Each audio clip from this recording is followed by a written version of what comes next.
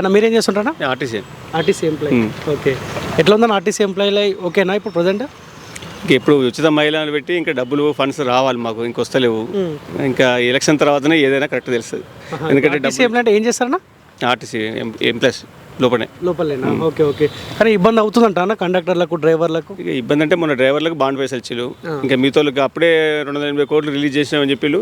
ఇప్పటి వరకు ఒక డ్రైవర్లకి ఇచ్చిళ్ళు, ఇంకా కండక్టర్లకు ఇవ్వలేదు, ఏడీసీలకు ఇవ్వలేదు, ఆర్ఎంలకు మేడంలకు డీడీవీఎంలకు ఎవరికి ఇవ్వలేదు. ఇక ఎలక్షన్లు అయిపోతే ఆయనతో వస్తే రావని డైలామాలో మా ఆర్టీసీ సిబ్బంది అంతా పరేషాన్లో ఉన్నారు. ఇప్పటికే కేసీఆర్ గారు నేను గవర్నమెంట్లో కలిపినా అని చెప్పిండు. మరి ఈయనైనా గవర్నమెంట్లో కలిపి ఉద్యోగస్తులను అజ్జేద్దామని చూస్తే ఈసారి కూడా ఏం మాట్లాడతలేరు. 6 నెలలను వాయిదా వేసిండు. ఈ 6 నెలల ఎలక్షన్లు అయిపోతాయి కూడా మమ్మల్ని ఏమాత్రం లెక్క చేయరనే ఉద్దేశంతోనే ఆర్టీసీ కార్మికులు కూడా అట్లే ఉన్నారు. టైంకి వస్తున్నాయి అన్న సాలరీస్? ఇప్పుడైతే టైంకి వస్తున్నాయి. బెటరే.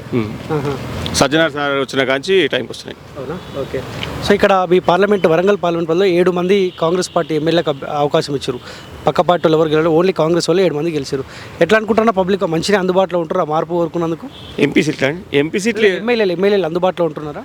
ఎమ్మెల్యేలు అంటే ఇప్పుడు ఇక ఇదేమైందంటే ఇప్పుడు టీఆర్ఎస్ కేసీఆర్ రావద్దు అనే ఉద్దేశంతో వ్యతిరేక ఓటుతోనే 1.85% ఓటుతోనే గెలిచిండు రేవంత్ రెడ్డి.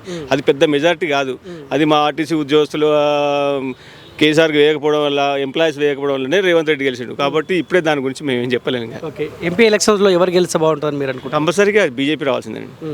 రీజన్ ఏందన్నా మీరేం చెప్తారు? 370 ఆర్టికల్ కానీ, రామ మందిరం కానీ, మన దేశ రక్షణ ఇప్పుడు వల్లనే మన 4వ స్థానం ఉన్నది. మన సైనిక పరంగా కానీ ఇదివరకు పాకిస్తాన్కు చైనా చూస్తే మనం భయపడి వేయేది. ఇప్పుడు అటువంటిది మనం చూసి వాళ్ళు భయపడుతున్నారు. కాబట్టి మన దేశ రక్షణ కానీ హిందువులు కూడా ధైర్యంగా ఉండాలంటే మాత్రం బీజేపీ రావాలి. ఇప్పుడు బీజేపీ ఇంకోసారి గెలిచి కనుక హిందూ ముస్లిం మధ్య చిచ్చు పెట్టే అవకాశం ఉంటుంది, మత విద్వేషాలు రెచ్చగొడతారు, అంత చర్చ జరుగుతుంది. తప్పండి. చాలా ఇప్పటివరకు ఎన్ని బాంబ్ బ్లాస్ట్లు అయినాయండి, ఎన్ని మత ఘర్షణలు జరిగినాయి చెప్పండి ఒకసారి. అవన్నీ వీళ్ళు కాంగ్రెస్ వాళ్ళు వీళ్ళంతా చేసే రాజకీయం తప్ప అవి ఇప్పటివరకు అది ఎట్టి పరిస్థితుల్లో కాదు. పాకిస్తాన్ వచ్చి ఇప్పుడు ఒక బాంబ్ అనేసిందండి మన మీద. కాబట్టి ముస్లింలకు బీజేపీ ఉంటేనే ధైర్యం అండి. వీళ్ళు కాంగ్రెస్ వాళ్ళు ఎవరు వచ్చినా పాకిస్తాన్ నుంచి రావాలి, రోహింగ్యాలు రావాలి, వీళ్ళకి రావాలి, వాళ్ళకి ప్రిఫరెన్స్ ఇస్తారు. కానీ ఇక్కడ ఉన్న ముస్లింలకు వాళ్ళు విలువిస్తలేరు.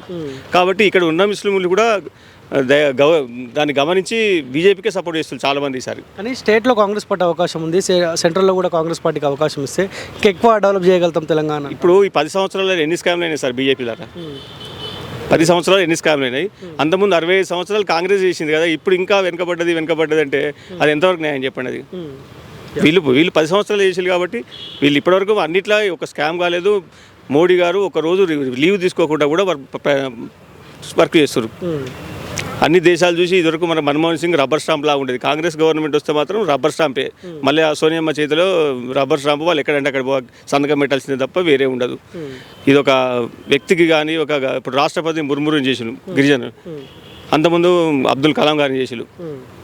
అట్లా ఒక్కొక్క కులానికి కానీ ఒక్కొక్క మతానికి కానీ వాళ్ళు అన్నిటికీ సమానంగా ప్రాధాన్యత ఇస్తూ వాళ్ళు ముందుకెళ్తున్నారు. కాబట్టి ఈ కులం మతం అనేది ఇవన్నీ వీళ్ళు రాజకీయంగా చేసే కానీ ఖచ్చితంగా విలువలతో చేసినవి కావండి. ఓకే, సో బీజేపీ ఉండాల్సిందేనా? బీజేపీ ఉండాల్సిందండి. ఓకే, థ్యాంక్ యూ అండి.